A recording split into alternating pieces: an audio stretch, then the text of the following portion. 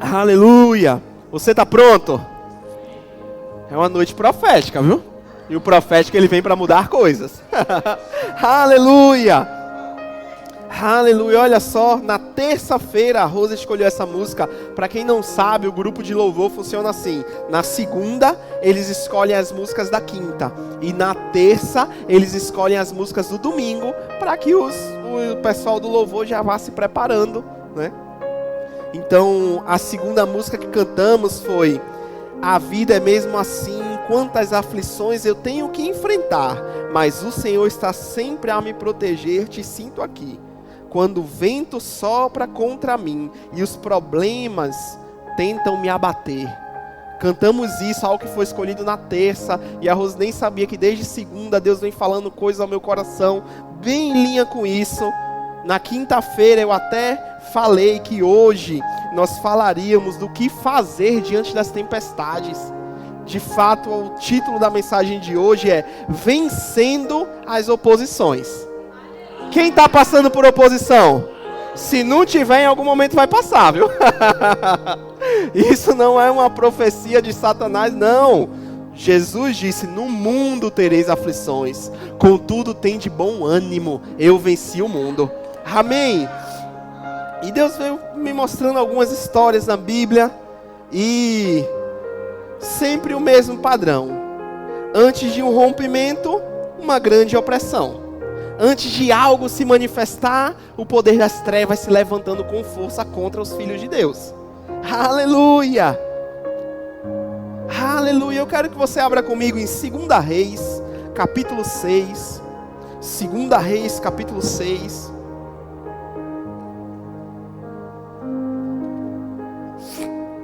Segunda Reis 6, 24. Segunda Reis, capítulo 6, versículo 24.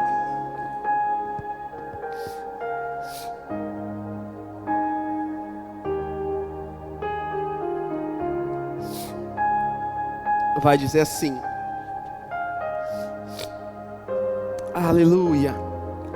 Depois disso, Ben-Hadad, rei da Síria, ajuntou todo o seu exército, foi e sitiou a cidade de Samaria. Houve grande fome em Samaria. Eis que a sitiaram, a ponto de vender a cabeça de um jumento por 80 moedas de prata, e um pouco de esterco de pomba por 5 moedas de prata.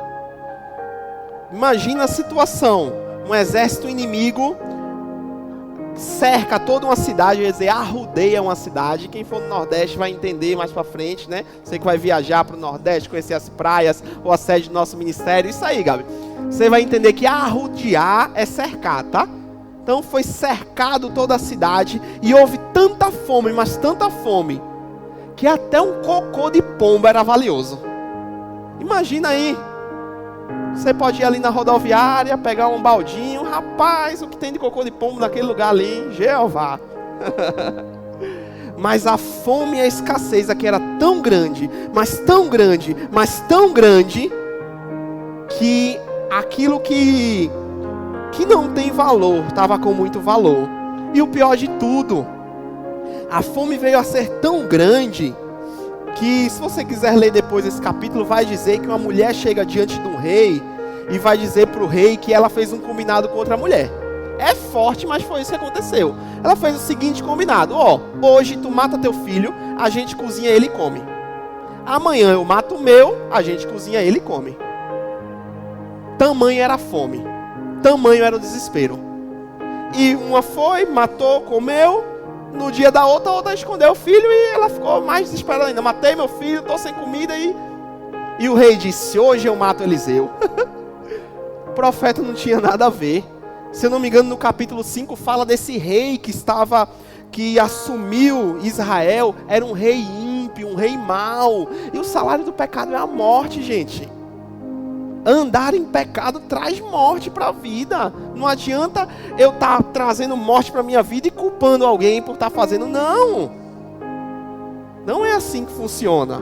E quando a gente chega aqui no capítulo 7, versículo 1, olha o que acontece. Capítulo 7, versículo 1 diz: Então disse Deus, ouça a palavra do Senhor. Assim diz o Senhor, amanhã, a esta hora mais ou menos, junto ao portão de Samaria, uma medida de farinha será vendida por 1 moeda de prata, e 2 medidas de cevada serão vendidas por 1 moeda de prata. Porém, o capitão, em cujo braço o rei se apoiava, respondeu ao homem de Deus: mesmo que o Senhor Deus fizesse as janelas do céu, no céu, será que isso poderia acontecer? O profeta respondeu: eis que você verá isso com os próprios olhos, mas não comerá isso.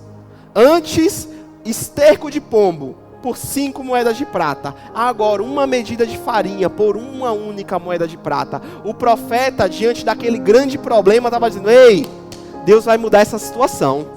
Ei, Deus vai trazer abundância. Ei, de um dia para outro, toda a situação vai mudar. O profético, ele vem para isso, gente. Ele vem para mostrar como Deus está vendo a situação e dizendo o que vai acontecer. Só que acontece nisso. Fica muito claro aqui que aquele que não crê no que Deus falou não vai viver. Vai ter gente que vai viver, porque creu. Mas quem não crê, não vive. Porque o que atrai a manifestação de Deus para a minha vida é a fé. O justo, ele vive da sua fé. Sem fé é impossível agradar a Deus. Então, quando eu ouço Deus falar, eu preciso acolher isso com fé. Eu preciso crer no meu coração. Eu preciso dizer: é para mim. Eu não vou viver dessa forma. Eu vou fazer o que Deus falou.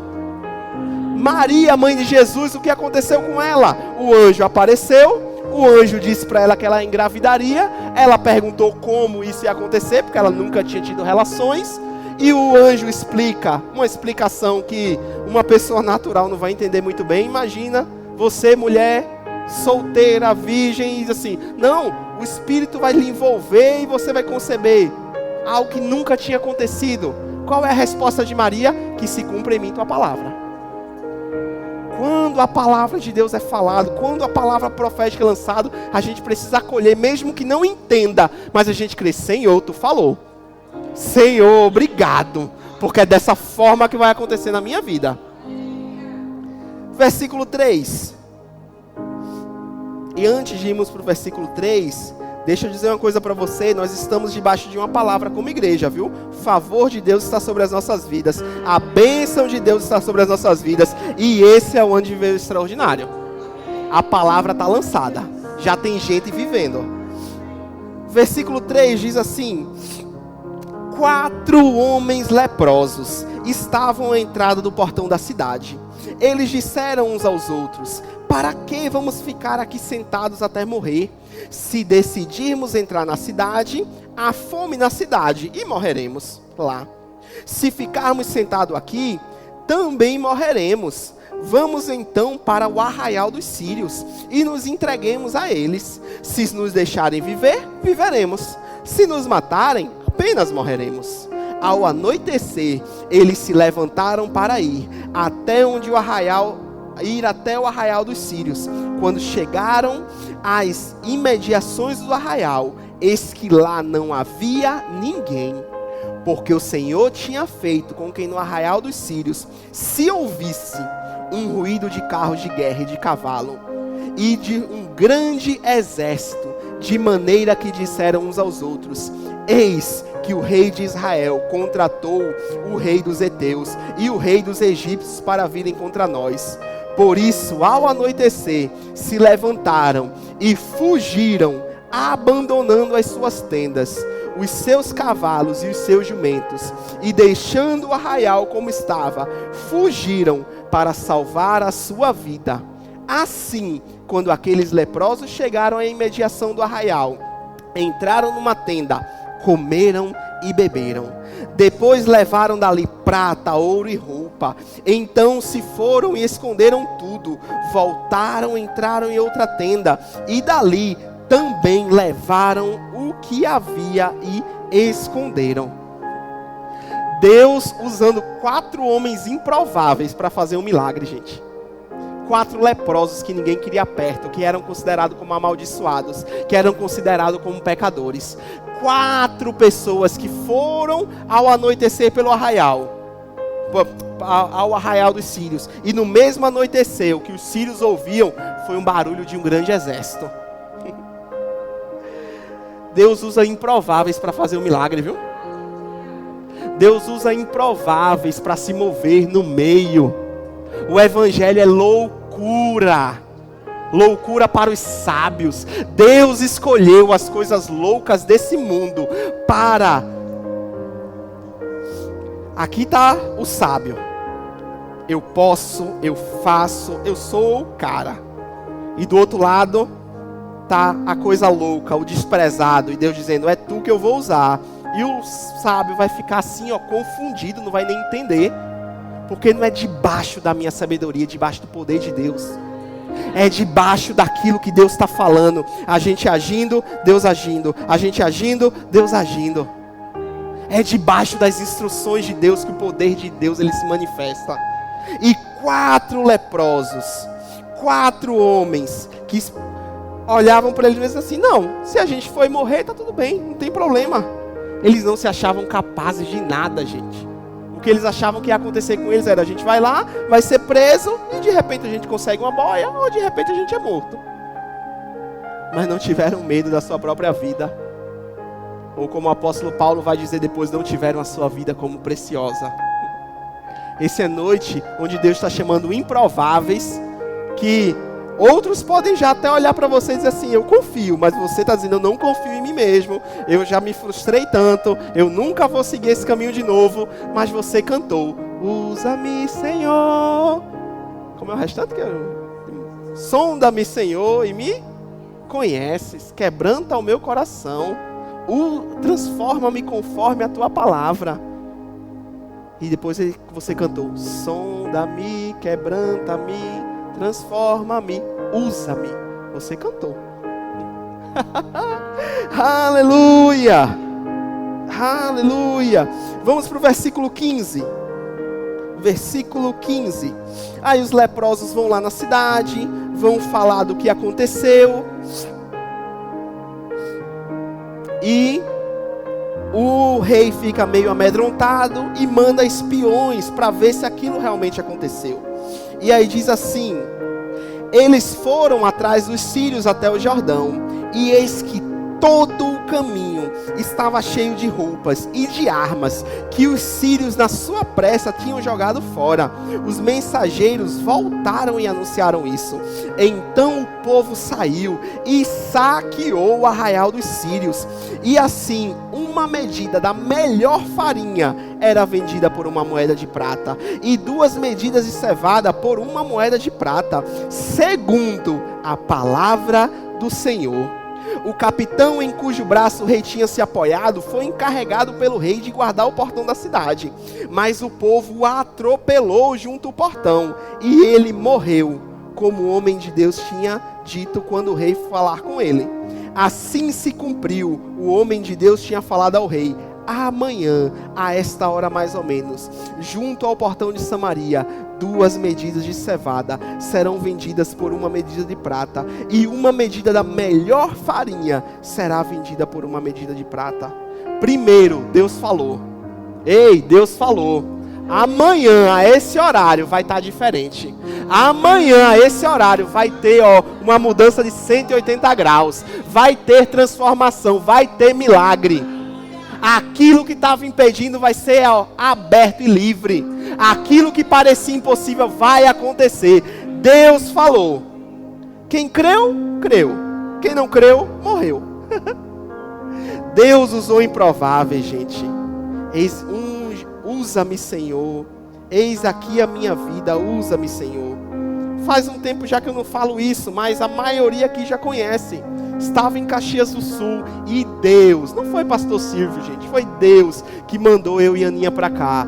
Segundo o livro de Tito, que dizia, vão para aquele lugar, organizem o que falta e levantem líderes conforme eu vos instruí para as cidades. Isso é o que está no coração meu e de Aninha. A gente ama levantar lideranças, a gente ama levantar pessoas. E pode ser que você seja esse que está encolhido assim, dizendo, eu queria tanto ser levantado, mas eu me acho incapaz. Ei, você pode se achar incapaz, mas Deus te acha capaz. Olhei para o irmão e lembrei agora, não seja Jonas. Aleluia. Seja aquele que diz, eis-me aqui, ou seja Jonas depois. Né? Aleluia. E o que falar de Moisés? Aqui a gente viu a cidade sitiada, problema, fome, e Deus lança uma palavra, vai haver mudança. E houve mudança. Aí Moisés, Deus aparece para Moisés na sarça, manda ele ir a Faraó, pedir para que Faraó liberte o povo. Deus lança uma palavra, ei, meu povo vai ser liberto. Aí Moisés vai falar com Faraó. Aí vamos para Êxodo 5:5. Deus falou o que ia acontecer. Moisés fez exatamente o que Deus disse. O que aconteceu? Êxodo 5:5.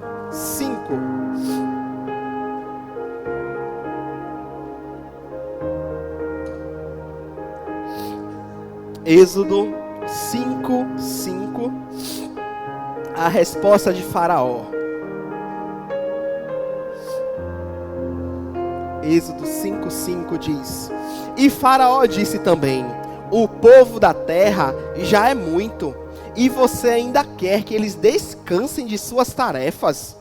Naquele mesmo dia, Faraó deu uma ordem aos capatazes, aos feitores, dizendo, daqui em diante, não forneçam mais palha para o povo, para fazer tijolos como antes, que eles mesmos ajuntem para si a palha, mas exijam deles a quantidade de tijolos que antes jazia.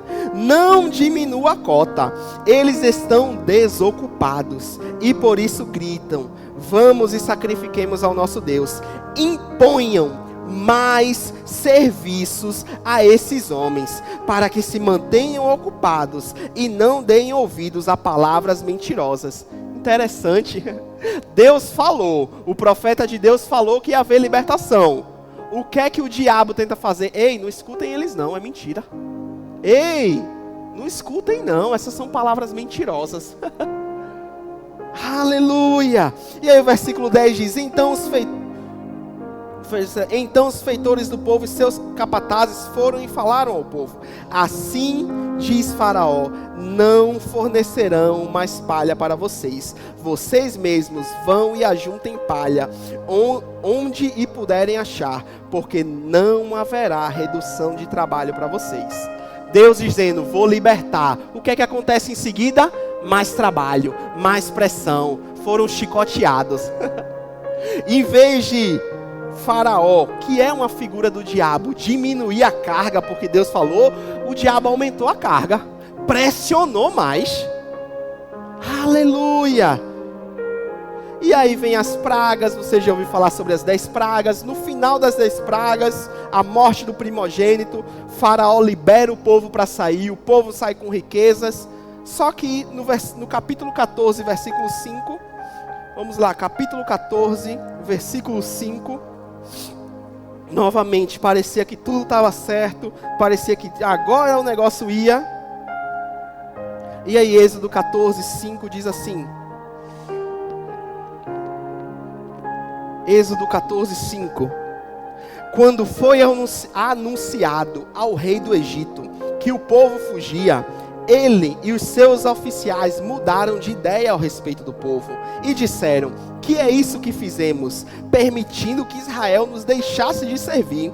O faraó aprontou o seu carro de guerra e levou consigo o seu povo.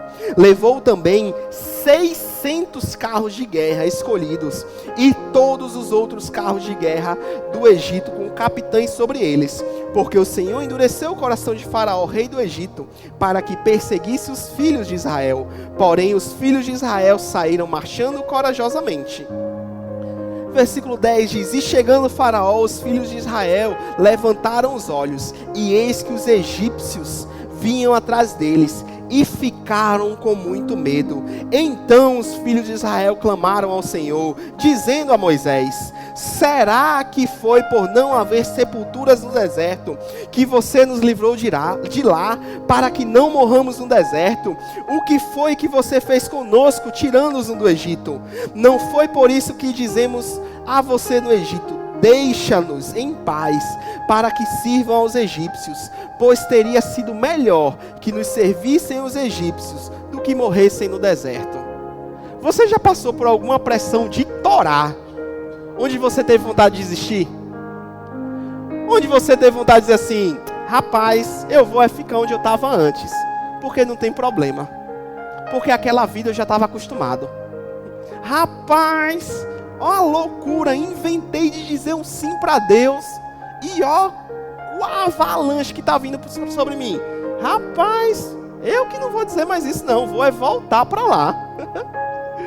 Engraçado que lá era um lugar de chicotada, lá era um lugar de pressão, mas diante da pressão do agora, a gente se esquece da pressão do passado. E pior ainda, a gente se esquece do que Deus já estava fazendo. Teve 10 pragas, gente. Eles viram maravilhas. Eles viram na terra deles não acontecer nada, e na terra dos egípcios acontecer tudo. E a resposta de Moisés, ela deve servir para mim e para você, porque em algum momento a gente vai ser tentado a desistir. Em algum momento a gente vai ser tentado a retroceder. E a resposta de Moisés, versículo 13, diz assim, Êxodo 14, 13, Moisés diz: Moisés, porém, respondeu ao povo: não tenham medo, fiquem firmes e vejam o livramento que o Senhor lhes dará no dia de hoje, porque vocês nunca mais verão esses egípcios que vocês estão vendo. O Senhor lutará por vocês, fiquem calmos. Ou em outras versões, calem-se, mas não falem aquele medo que está tão forte em vocês. Aleluia! Ei, é para hoje que tem livramento. É para hoje que essas coisas que estão vindo contra você, Deus está dizendo: fique firme, não ceda ao diabo e ele vai fugir de você. Aleluia! E aí no versículo 15, o Senhor disse a Moisés: por que você está clamando a mim? Diga aos filhos de Israel que marchem. Ou seja, eu já disse o que você tinha que fazer. Faça. Não é porque eu mandei você fazer algo e se levantou uma pressão contra você que é o momento de desistir e mudar. Eu disse para você fazer, faça. Como diria o gaúcho, né? Não afrouxe. Aleluia! Sempre, gente, sempre antes de um rompimento, tem uma grande oposição. Sempre. Mas ai daqueles que se opõem contra Deus. Aleluia! Eu não vou ler para a gente ganhar tempo, mas se você quiser ler depois Atos 5. Jesus morreu, Jesus ressuscitou, mandou os discípulos pregarem o evangelho para toda a criatura. Os discípulos começam a fazer isso. Os sinédrios, os fariseus, aqueles que mataram Jesus, ficam revoltados e começam a prender os apóstolos. Em determinado momento, em Atos 5, eles prendem os apóstolos. Só que um anjo vem e liberta os apóstolos e ainda diz assim: voltem para a sinagoga para pregar. Você está fazendo uma coisa, o diabo se levanta de tal forma, Deus te livra e diz: continua fazendo o que eu mandei. E aí eles voltam a pregar. O carcereiro vai procurar eles, não acha eles. Ficam sabendo que eles estão pregando e os religiosos chamam os apóstolos assim: por que vocês continuam pregando? Eu já mandei vocês pararem. E simplesmente eles dizem, como é que se diz? Julgue vocês se é melhor obedecer a vocês ou a Deus. E eles ficam enfurecidos, queriam matar eles naquele momento, e se levanta um homem chamado Gamaliel, aquele que o apóstolo Paulo foi criado aos seus pés, um homem de muita influência. Manda os apóstolos saírem e diz o seguinte: ei, certo momento se levantou um tal de Teudas, juntou 400 homens e foi querer trazer uma revolução. Acabou-se. Depois se levantou um tal de Judas, mesma coisa, acabou-se. Se esses homens estão se levantando com intenções próprias, é só deixar de lado que logo, logo eles caem. Agora, se esses homens estão se levantando em nome de Deus, cuidado para vocês não serem encontrados lutando contra Deus. Ei, gente, quando a gente está obedecendo a Deus, é Deus que está ali, ó, com a gente. O inimigo não vai olhar e não vai ver a gente não, vai ver Deus. Vai ver o sangue de Jesus que nos cobre. O inimigo vai tentar fazer o quê? Amedrontar. Mas nossa porta é dizer o quê? Rapaz, eu sei quem luta por mim. Eu sei quem está comigo. Eu sei o que ele falou. E eu permaneço firme sem retroceder. Aleluia. O que falar de José? Vamos lá em Gênesis 37. Gênesis 37. Aleluia. Gênesis capítulo 37, versículo 1.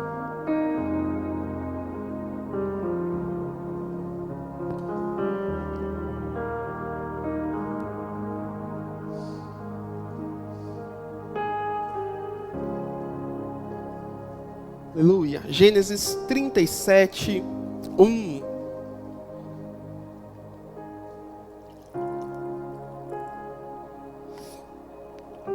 Gênesis 37, 1 diz assim: Jacó habitou na terra das peregrinações de seu pai, na terra de Canaã. E essa é a história de Jacó.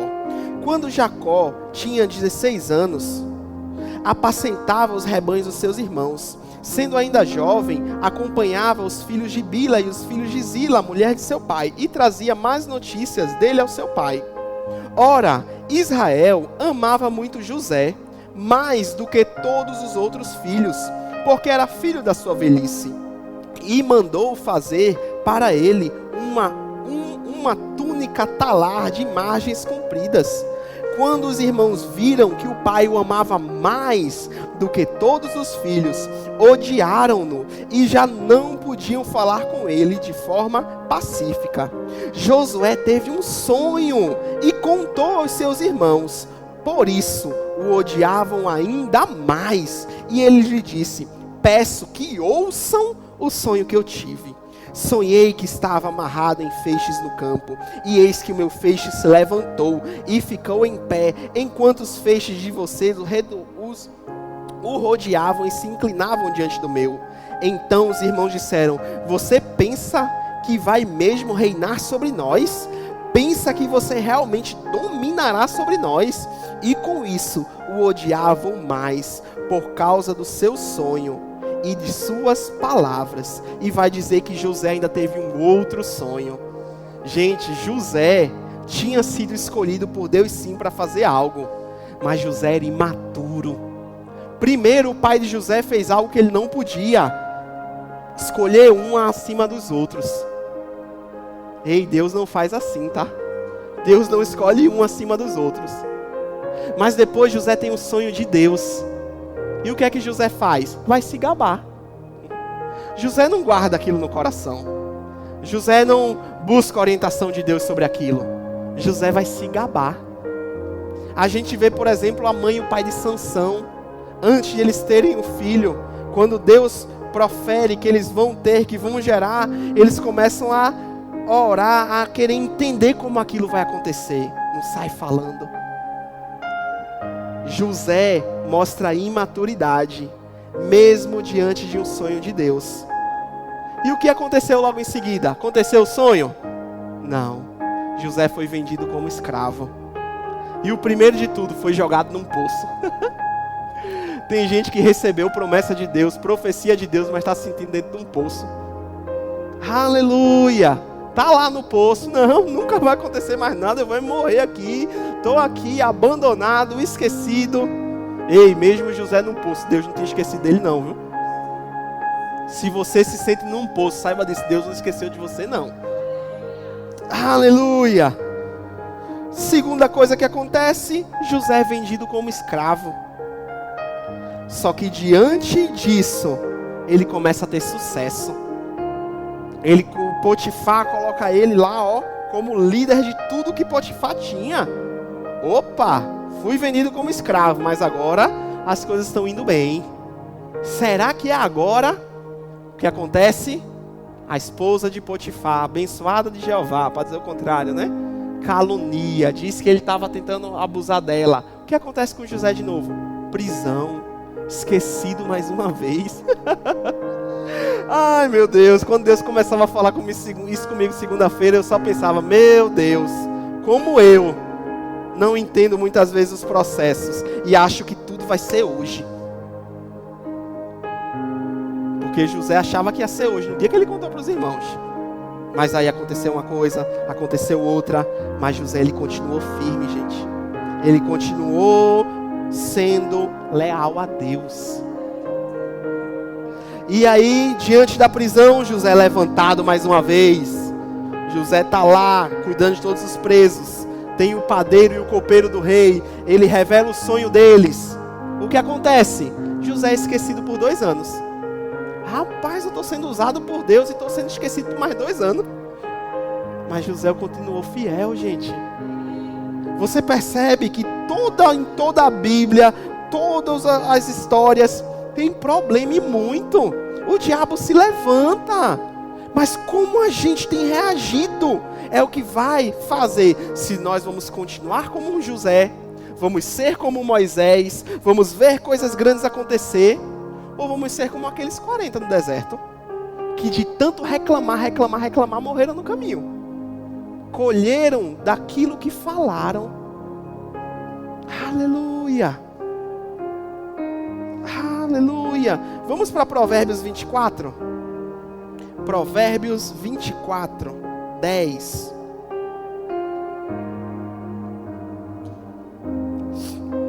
Provérbios 24 começa falando um aviso de Deus para que a gente não fique se comparando com o ímpio. Não fique olhando para aqueles que não têm Deus e dizendo assim, meu Deus, olha só como eles têm isso, como eles têm aquilo, como eles conseguem adquirir as coisas. Porque no decorrer de Provérbios 24, Deus diz que vai retribuir ao ímpio pelas suas obras. Mas Provérbios 24, 10 diz assim: se você se mostrar fraco no dia da angústia, é porque sua força é pequena.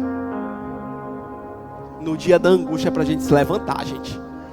No dia da angústia é para a gente se manter firme. Senhor, eu creio no Senhor. As lágrimas vão estar descendo, gente. Você vai estar chorando, você vai estar triste, mas você vai estar levantado, firme. Firme aonde? No poder de Deus. Firme no que Deus falou a você. Firme nas promessas do Senhor. Porque olha o versículo seguinte, diz assim: liberte os que estão sendo levados para a morte e salve os que cambaleiam ao serem levados para a matança. Ei, Deus quer eu e você forte e firme diante do problema, porque Ele está contando comigo e com você para salvar outros. E se a gente se mostrar fraco, esses outros vão morrendo. E Deus não quer que as pessoas morram, que as pessoas vivam longe dEle. Ele quer que a gente mostre: ei, diante dos problemas eu vou chorar, eu vou me ajoelhar, eu vou me render, mas eu vou confiar.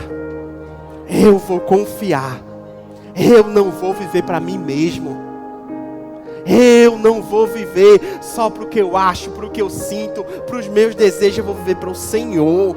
E diante dos problemas, Ele tem colocado pessoas diante de mim que eu vou ajudar com o Evangelho. Ei, eu tenho um chamado. Você tem um chamado. Aleluia! E o que falar de Jesus? Mateus 3. Mateus 3. Aleluia! Aleluia!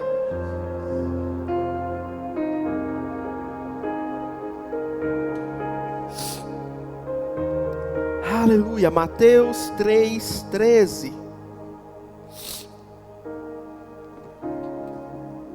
Diz assim: por este tempo, Jesus foi da Galileia para o Jordão, a fim de que João o batizasse.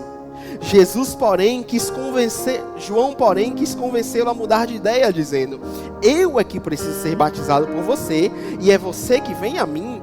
Mas Jesus respondeu: deixe por enquanto, porque assim nos convém cumprir toda a justiça. Então ele concordou. Depois de ser batizado, Jesus logo saiu da água, e eis que os céus se abriram, e ele viu o Espírito de Deus descendo como uma pomba vindo sobre ele. E eis que uma voz dos céus dizia: este é o meu Filho amado, em quem eu me agrado. Rapaz, eu me lembro do meu dia do meu batismo nas águas. 12 anos atrás. Rapaz, 12? Acho que foi 12. Por aí. Rapaz, eu lembro daquele dia. Foi muito bom, foi maravilhoso. Eu sei as coisas que Deus falou no meu coração, mas eu não ouvi uma voz do céu. Sei que você em alguns momentos pode estar aqui no louvor, pode estar adorando e Deus fala coisas ao seu coração. Ou Deus usa alguém para falar algo ao seu coração e é maravilhoso. Mas imagina você ouvindo uma voz do céu, gente, de Deus. Meu Deus do céu, que cena gloriosa. Como o Jânio César, um evangelista do nosso ministério, parceiro do nosso ministério, diz, o Rio Jordão, aquele lugar onde Jesus foi batizado, é lindo. É algo maravilhoso. É um lugar muito bonito. E depois de ouvir que você é o meu filho amado, que eu tenho prazer, o que acontece, gente? 40 dias de tentação no deserto. Nem Jesus escapou disso. Jesus ouviu Deus. Jesus, enviado por Deus, teve oposição. Aleluia. Aleluia. E como Jesus responde à oposição? Com a palavra. Diante do problema, como é que a gente se porta? Com a palavra.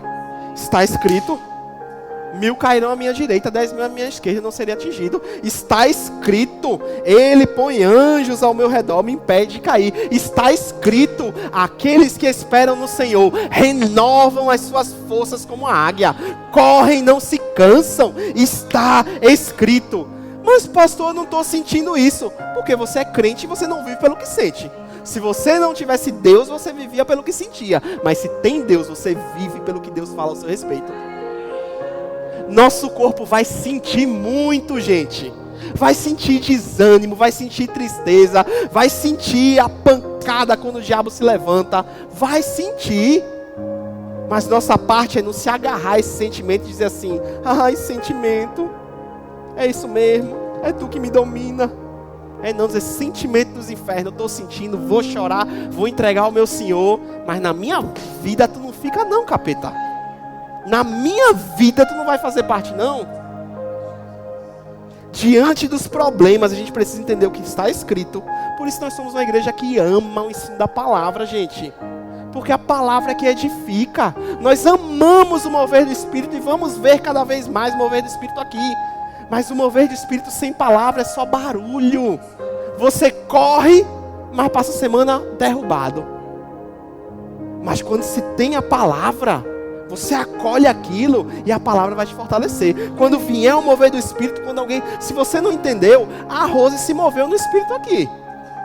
A Rose falou de forma profética sobre pessoas sendo restauradas. A Rose cantou de forma profética.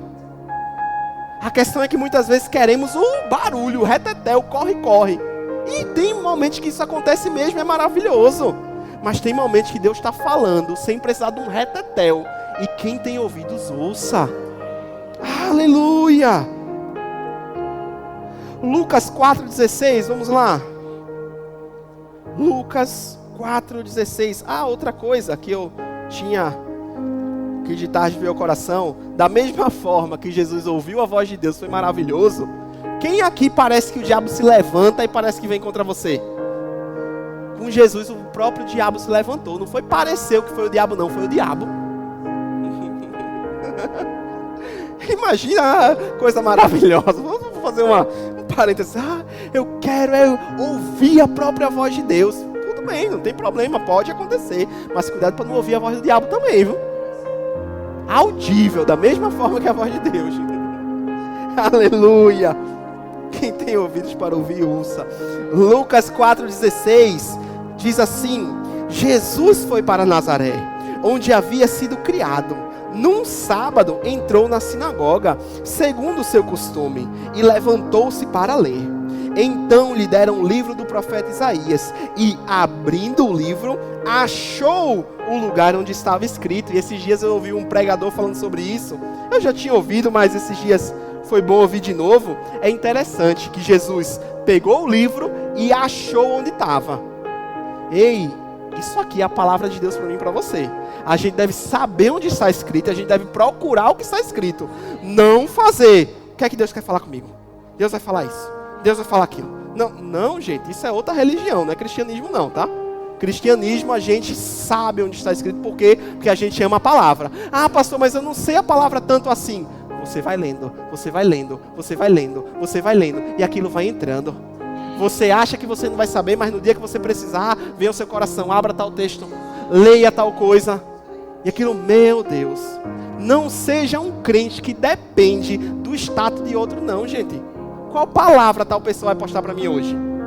Ei, poste versículos nas suas redes sociais, porque isso é importante para evangelizar os outros. É evangelismo, é edificação. Mas quem já é maduro, vivendo disso, isso não é maturidade, gente. Isso é um bebê recebendo conta-gota na boca. Porque maduro é, opa, o que é que Deus vai falar comigo hoje? Rapaz, vamos lá, minha programação é essa, vou ler. Ah, é isso aqui, vou parar esse tempo, vou acordar mais cedo hoje, vou ler. Vou dormir um pouco mais tarde, vou ler. Isso traz maturidade. E a gente começa a se achar na Escritura. Porque foi isso que Jesus fez, Jesus se achou na Escritura. Ei, Jesus se achou na Escritura. Isso aqui está falando sobre mim. Eu e você sabemos o que a Bíblia diz sobre nós. Para um momento da pressão a gente poder abrir nossa Bíblia, porque vai ter momento de pressão tão forte, mas tão forte, que você não vai lembrar de cabeça nenhum versículo, você não vai ter vontade de recitar nenhum versículo, mas você tem uma Bíblia para abrir e ler. Abrir e ler. O Espírito do Senhor está sobre mim, porque Ele me ungiu, e Ele me enviou para evangelizar os pobres, para proclamar libertação aos cativos, para restaurar a vista aos cegos, para pôr em liberdade os oprimidos, e para proclamar o ano aceitável do Senhor. Obrigado, Senhor, porque uma multidão se levanta contra mim, mas por mesmo caminho que o diabo vem, por 7 caminhos ele fugirá. Ache aquilo que Deus fala a seu respeito no momento da pressão. Isso traz ânimo, isso traz força, gente. Tenha um versículo no coração. Ei, Deus quer te dar um versículo, que aquilo vai manter você por um tempo. Deus fala com você, abre em tal versículo e você lê aquilo ali. Porque assim, ó, é maravilhoso a gente ter o nosso momento devocional, ter um planejamento. Ei, crente se planeja, sabia? Sabia que Jesus disse que não tem aquele que não vai construir uma torre que não planeja. Você deve planejar sua vida espiritual também.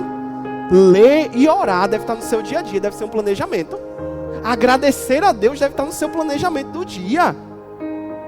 Não é só se planejar para eu trabalho nessa área, eu vou fazer todos os cursos e vou ser o melhor nessa área.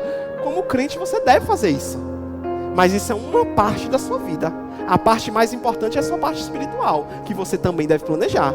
Porque busque em primeiro lugar o reino de Deus e sua justiça, e as demais coisas serão acrescentadas. Se eu priorizo só me planejar para o natural, eu não estou priorizando as coisas de Deus. E aí as demais coisas não vão ser acrescentadas. Mas quando eu me planejo, mas vai ter momentos que Deus vai trazer um versículo para você, você vai passar uma semana, um mês, 6 meses só lendo aquilo trazendo força, só lendo aquilo trazendo força. Eu e você precisamos da palavra, gente. Eu costumo dizer, alguns às vezes não entendem, mas paciência. Se você me chamar para sua casa para comer, para orar, eu vou fazer isso com a maior felicidade do mundo. É bom demais. Agora não é só minha oração que te mantém de pé. Porque vai ter momento que a gente vai estar, por exemplo, aqui aconselhando uma pessoa. E naquele momento a gente desliga o celular. E aí você liga e não está funcionando. E aí? Não vai ter minha oração, porque eu vou estar ocupado com outra pessoa. Porque se fosse você com quem eu estivesse conversando e eu estivesse atendendo o celular, eu sei que você não ia gostar. Então para outra pessoa também a gente faz assim. Mas se no momento da pressão, no momento que você ligou, de repente eu não atendi por algum motivo, você tem a palavra. E aí daqui a pouco, quando eu terminar, eu vou ver a ligação, eu vou mandar mensagem, vou ligar e vou falar, e a gente vai orar junto depois do mesmo jeito. Mas tem momentos que é você e a palavra, e é isso que deve te fortalecer, é isso que deve te manter. Isso não é eu dizendo, não me chame. Entendeu, gente? Me chame. Eu e a Aninha, a gente não é entrão, a gente não gosta muito de se convidar, apesar de ultimamente eu ter feito mais isso. Mas me chame, é bom demais, a gente gosta. Você nunca comeu cuscuz, né? Eu levo um cuscuz aí, tem gente que gostou. Cuscuz é bom, viu? Aleluia. Se conheça na palavra. E mesmo se Jesus se conhecendo na palavra, Jesus operando milagres, o que aconteceu, gente? Crucificação, morte. Parecia que tudo estava acabado. Parecia que não tinha mais acontecido nada. Os discípulos desistiram. Só um ficou, os outros fugiram. Os discípulos voltaram para suas antigas vidas. Pedro voltou a ser pescador, gente. Quando Jesus reaparece ressurreto, Pedro está pescando. Parecia novamente que nada daria certo. Aí vamos para Salmos 22.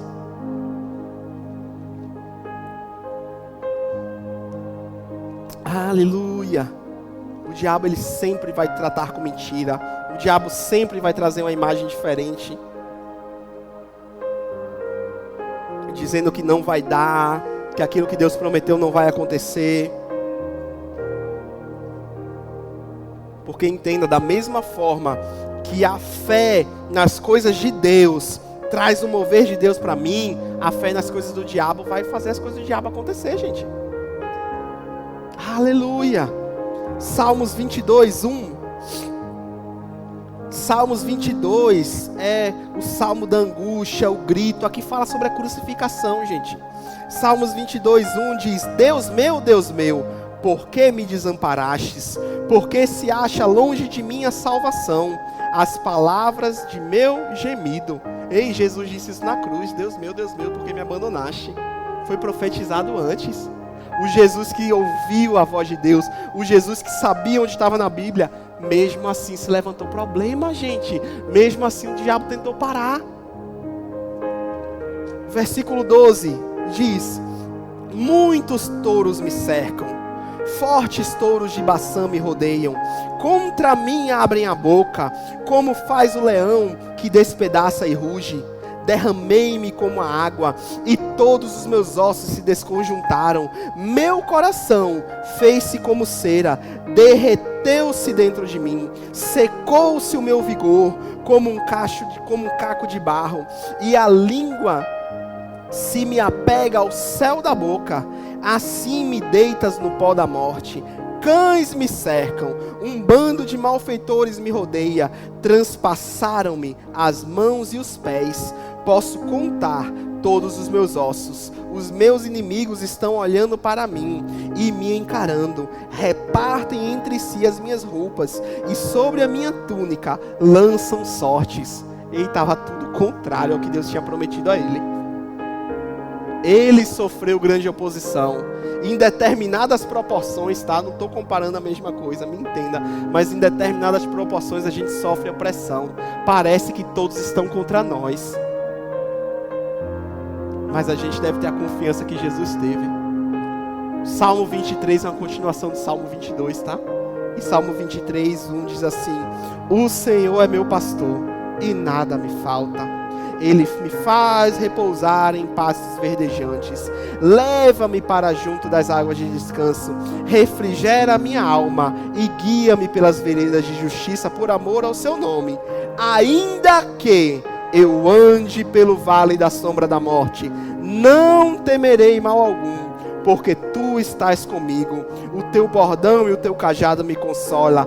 Prepara-me uma mesa na presença dos meus adversários. Unge a minha cabeça com óleo e o meu cálice transborda. Bondade e misericórdia certamente me seguirão todos os dias da minha vida, e habitarei na casa do Senhor para todo o sempre. A pressão em volta, os falatórios em volta, as pessoas em volta, e uma certeza que o Senhor não me abandona. uma certeza que o Senhor está comigo, uma certeza que ainda que eu passe pelo vale da sombra da morte, eu não temerei mal algum.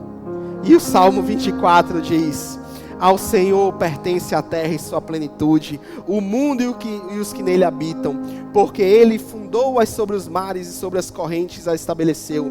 Quem subirá ao monte do Senhor? Quem há de permanecer no seu santo lugar? O que é limpo de mãos e puro de coração, que não entrega a sua alma à falsidade, não faz juramentos com a intenção de enganar. Aqui está falando sobre Jesus, gente. Este receberá do Senhor a bênção e a justiça de Deus da sua salvação. Esta é a geração dos que o buscam, dos que buscam a face do Deus de Jacó. Levantem-se as cabeças, ó porta, levantem-se os portais eternos, para que entre o Rei da Glória. Quem é o Rei da Glória? O Senhor forte e poderoso, o Senhor poderoso nas batalhas. Levantem as suas cabeças, ó portões, levantem, ó portais eternos, para que entre o Rei da Glória. Quem é este o Rei da Glória?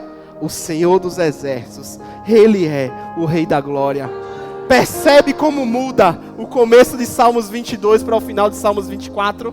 Começo, porque me desamparastes. Final, entrando na glória.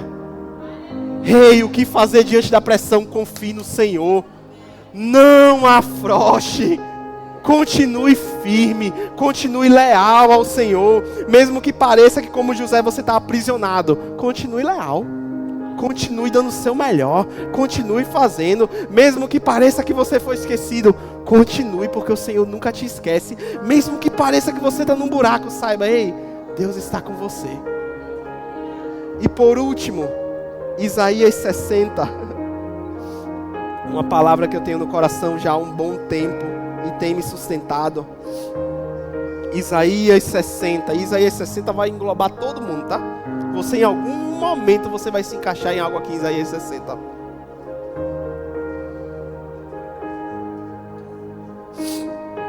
Isaías 61. Aleluia. Aleluia. Eu vou ler o versículo 2, depois vou ler o 1 e eu volto, tá? Porque no versículo 2 pode ser que você se encaixe.